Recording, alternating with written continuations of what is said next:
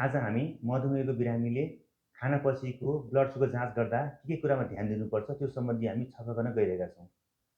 सर्वप्रथम बिरामीले गर्ने गल्ती भनेको खाना खाइसकेपछि 2 घण्टापछि ब्लड सुगर जाँच गर्नुहुन्छ। त्यसो होइन, खाना स्टार्ट गरेको 2 घण्टापछि गएर ब्लड सुगर जाँच गर्ने हो। दोस्रो भनेको ब्लड सुगर जाँच गर्ने दिनमा या त धेरै खानुहुन्छ या त कम खानुहुन्छ। कसैलाई के लाग्छ भने आज म ब्लड सुगर जाँच गर्न गइरहेको छु, आज म धेरै खाना खाएर जान्छु, दबाईले कस्तो काम गरेको छ हेर्छु भनेर सोच्नुहुन्छ। त्यो पनि गलत हो। कसैलाई लाग्छ आज म ब्लड सुगर जाँच गर्न गइरहेको छु, फेरि ब्लड सुगर बढेर आउने त होइन भनेर कम खाना खाने गर्नुहुन्छ। त्यो पनि गलत हो। नर्मल खाना उचित हिसाबले खान पर्यो।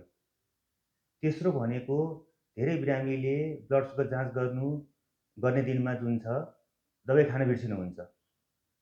दबाईको काम भनेको खानापछिको ब्लड सुगरलाई कन्ट्रोल गर्नु हो र हामीले हेर्न चाहेको पनि त्यही हो। यदि दबाई नखाइकन चाहिँ ब्लड सुगर जाँच गरेमा ब्लड सुगर बढेको आउन सक्छ।